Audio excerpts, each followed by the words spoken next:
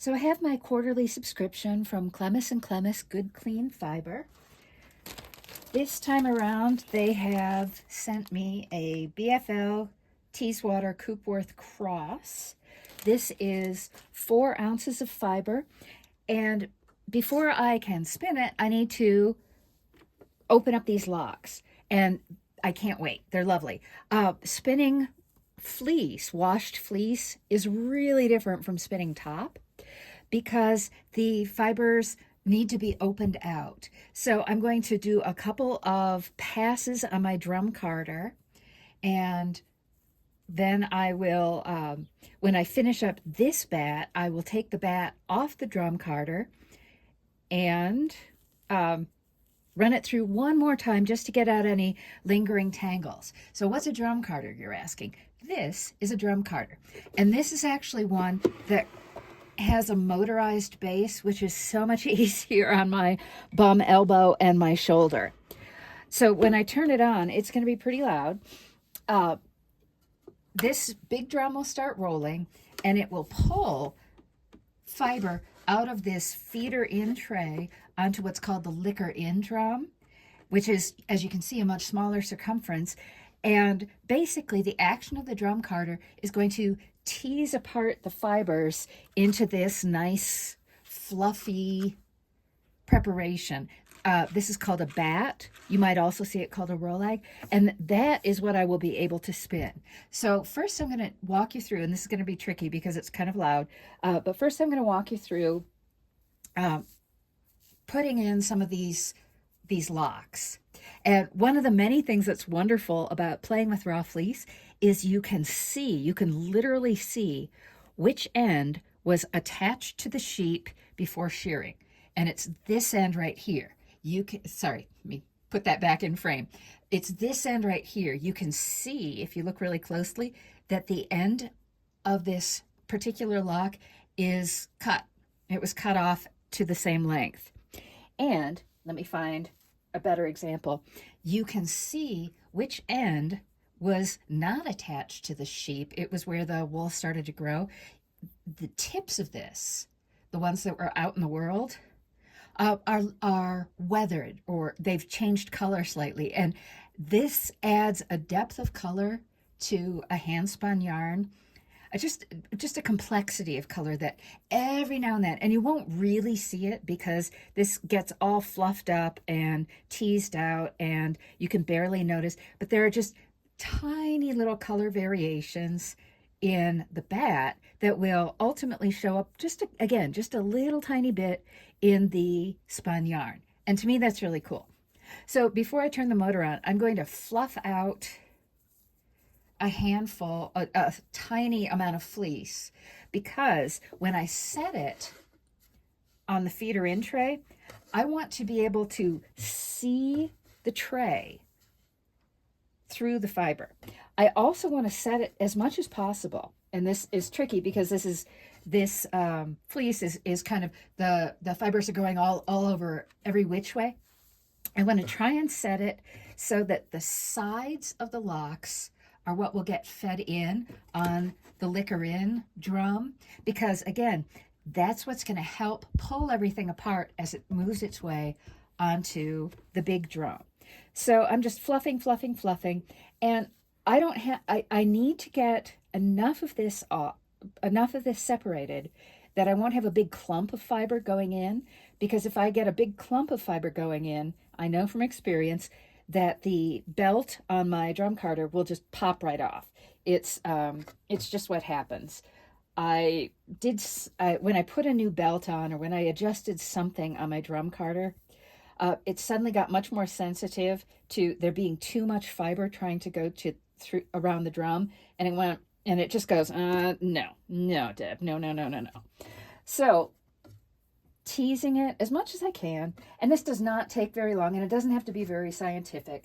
Just teasing it as much as I can and laying out, let me move the camera instead, laying out just a little bit. And so this was 4 ounces.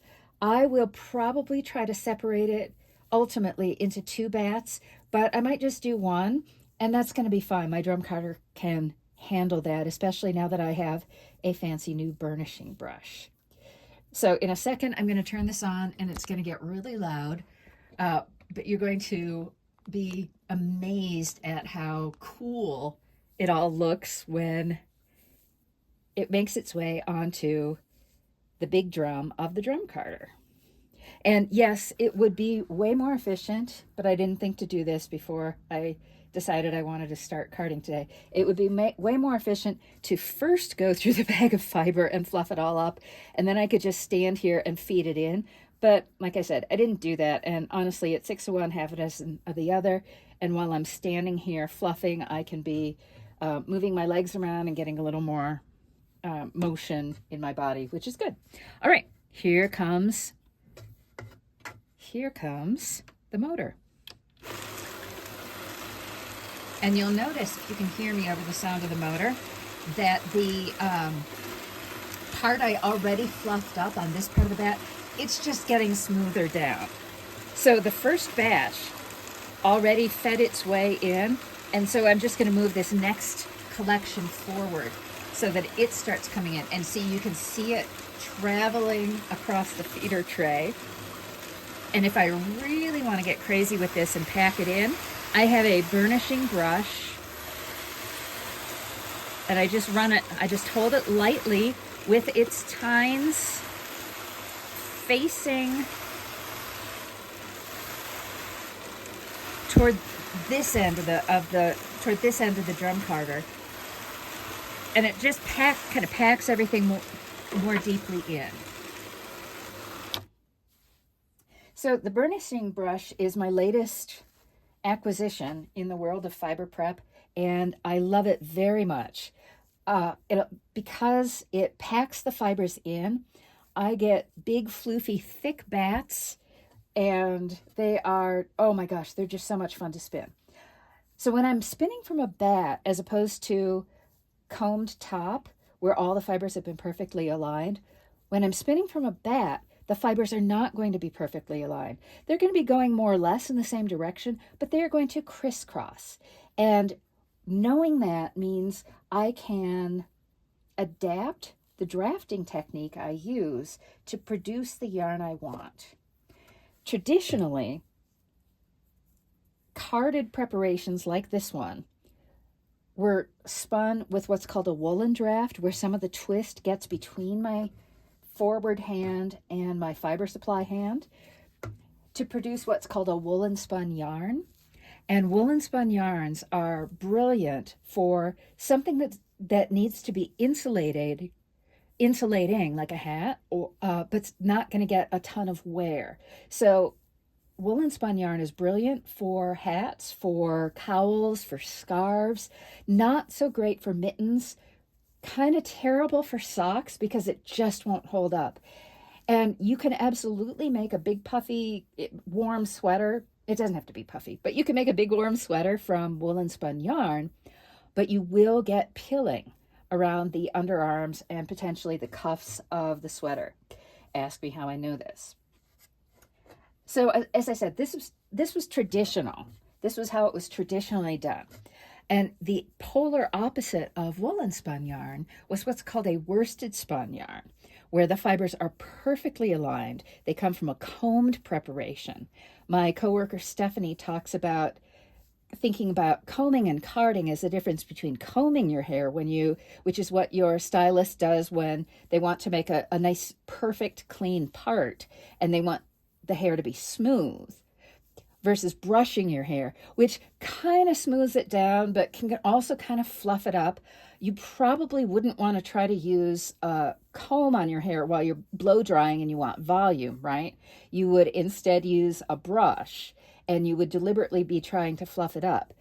So it kind of works the same way on sheep's hair, that the combed prep has everything perfectly aligned, and the carded or brushed prep does not. In fact, if you look really closely, let's see how deeply I can zoom in.